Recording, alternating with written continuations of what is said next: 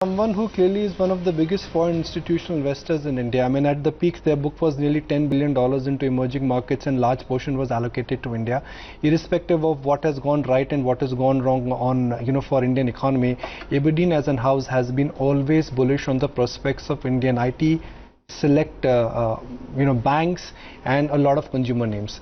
So it's a pleasure to have you back, Adrian, on ET Now. Thank you for joining us. Are you as bullish as ever, or you think the election mandate today, and if we get a clear mandate in favor of NDA 2, will make you not bullish, but it will make you very bullish?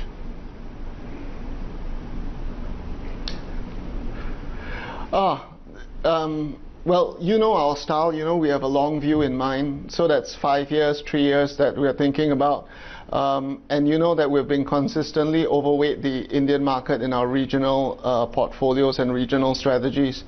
I think regardless of the election result, what you have very strong fundamentals of Indian economic growth over the medium term, and you've got some very strong, well-run companies that we like and we are participating in. But a strong mandate for the BJP or the NDA would mean that reform or the implementation of reform exercises would be more decisively implemented, and that's something that we are familiar with, having watched what has happened over the last 5 years or so. There has been mixed views on the implementation of some of these policies, but the objectives and the aims of these policies have always been for the good of the country as a whole for the medium term, and that's something that we would come to expect should there be a strong mandate for the BJP in this election. Adrian, you've always maintained a bullish stance towards private banks, so Indian private banks, a lot of IT and some consumer. If the mandate today is decisive, would you be forced to look at some more inward-looking domestic cyclicals in India, or the way you invest, nothing will change there?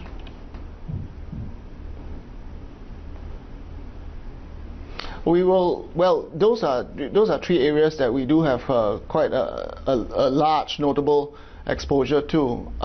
Not so much the consumers staples or consumer discretionary does come and go, but the largest two sector exposures, you are exactly right, are in banking and finance and in IT. And the reason why we like those is that we think that there's a long run, sustained multi-year runway for the best of companies within those sectors.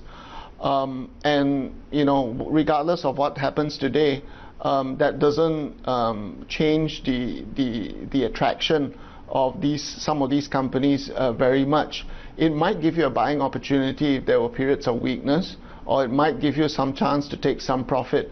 But over the long term, we think these are places where we do have some core holdings, some very strong holdings, large holdings in.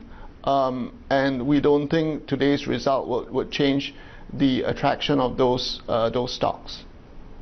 Adrian, last 5 years for the NDA government have been fairly critical, and we've seen some extremely bold moves come in by the government, be it demonetization, be it the implementation of goods and services tax, the IBC, the NCLT. What would you like to see from the NDA government if it were to come to power again in the next 5 years from an investment perspective?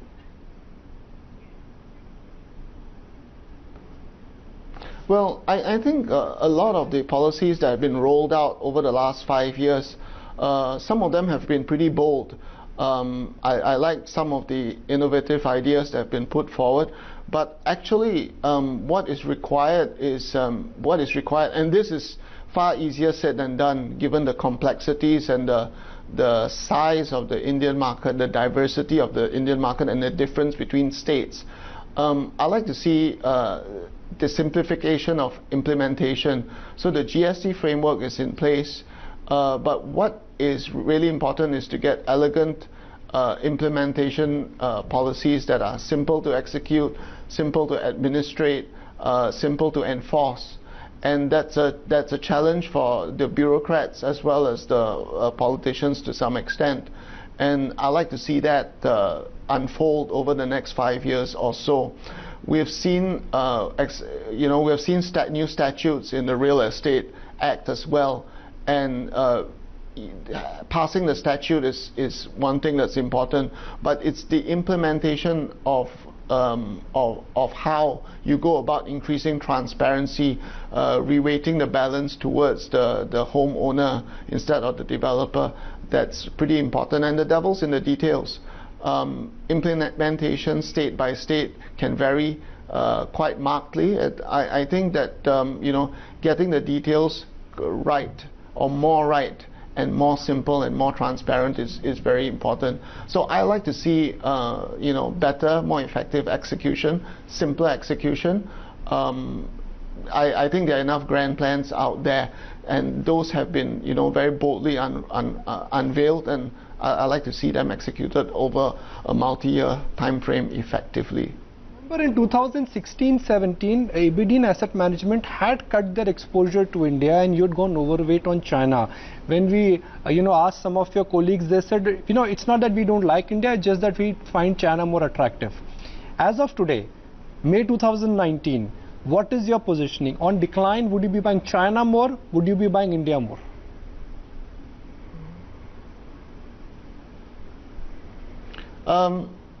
Well, when you talk about overweight and underweight, I take it you mean as against the regional benchmark. Although we have reduced our Indian overweight, it's still an overweight, and is still one of the largest overweights we have to the market. And although we have increased our absolute weight in China, it is still an underweight to the regional benchmark. So we need to put that in context. With respect to each of these markets, both these markets are really important for whether you look at the world through an Asia ex-Japan perspective, or a global perspective, or an emerging markets perspective. These two are important economies, important markets, and they have incubated and produced some very important, exciting companies as well. So I don't see. I understand your question and the implications that it might be a zero-sum game, but I don't see India and China that way.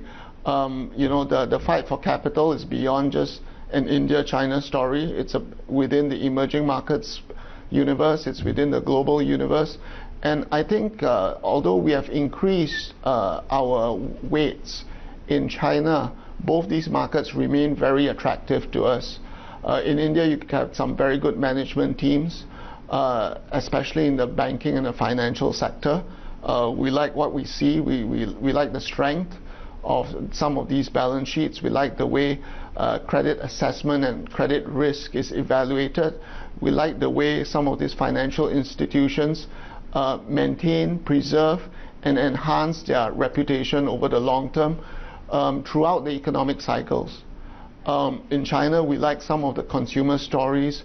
We like some of the technology stories that you have in the Chinese market, and we like the way that in some of these spheres of consumer applications for technology, China is at the forefront of adoption, not just in China, not just in Asia or in the emerging markets, but globally as well, where there's a lot of innovation in payment systems, for example. I think that we cannot ignore these two markets, and there are exciting opportunities that are thrown out by these two markets, and you don't have to pick one or the other. You can have a lot in both. Right. Adrian also wanted to understand, there's something very intriguing playing out in India, and because of the rural distress, what one is seeing is that there is a stark consumption slowdown, and that's pretty much across the board. It started with autos, and now it's trickled into even consumer staples, for instance. How is it that you're approaching this consumption slowdown? Have you been a buyer in the decline, or have you reduced your exposure?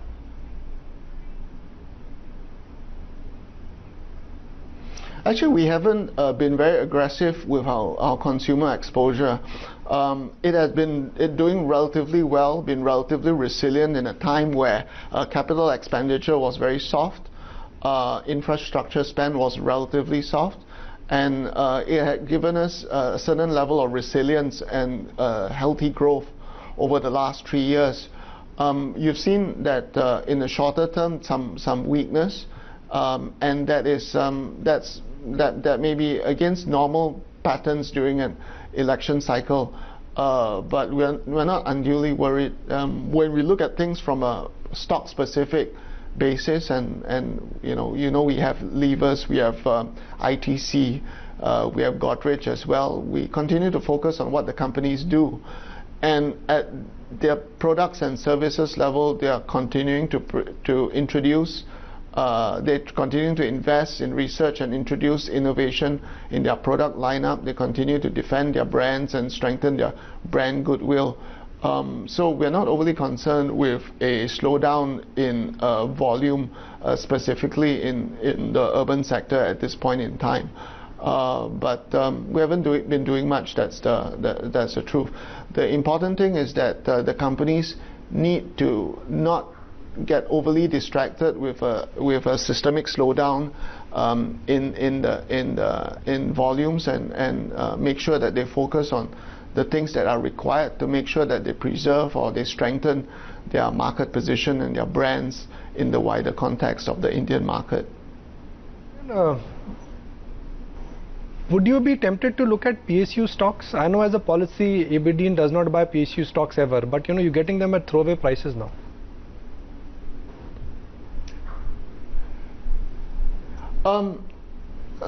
It's not policy. We are open-minded to.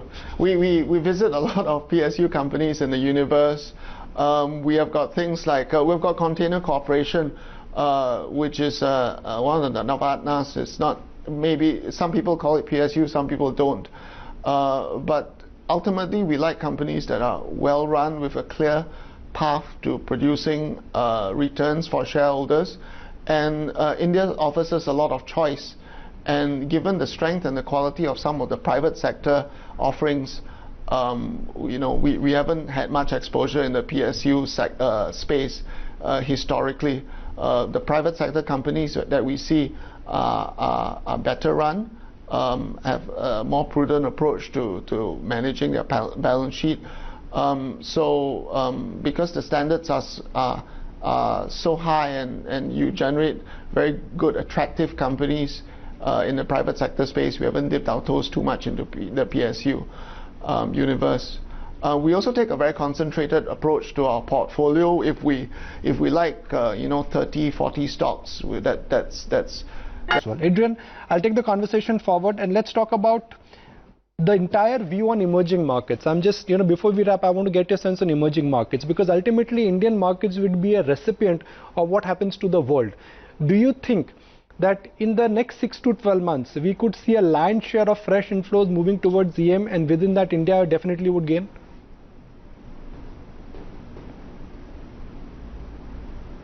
Wow, that's a difficult call to make. I think the emerging markets decision making is very much dependent on the headline news of the US-Chinese trade war that's currently bringing Huawei to the front page. I think we need to watch that space quite closely. It's very difficult to call a direction because the way the trade wars ebb and flow has been extremely unpredictable.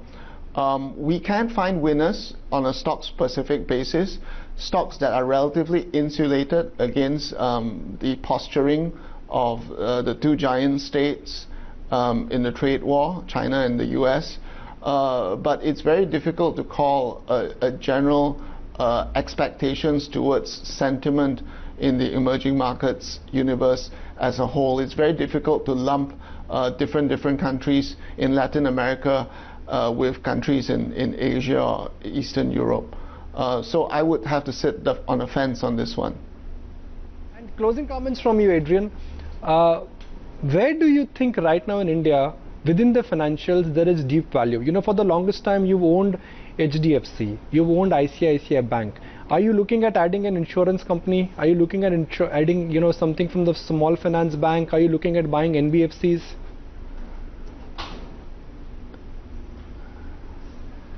We do have, you know our core holdings well, so we do have HDFC Bank, its associate company.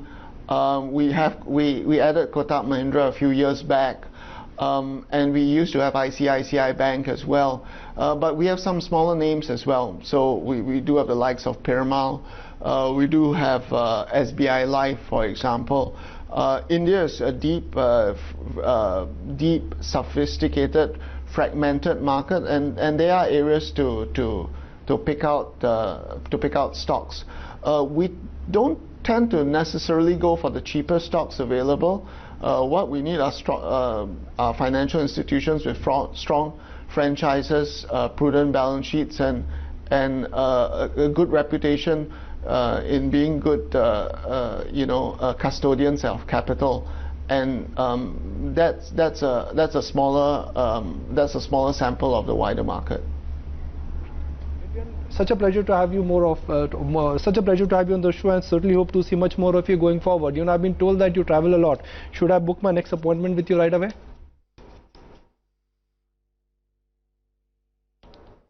Oh, you flatter me. Thanks very much for having me. Very diplomatically dodged your question as well. I was just trying to do my level best to make sure that, you know, we get to more of him, we get to hear more of him going forward. Okay, Adrian, appreciate your time. Thank you for joining us.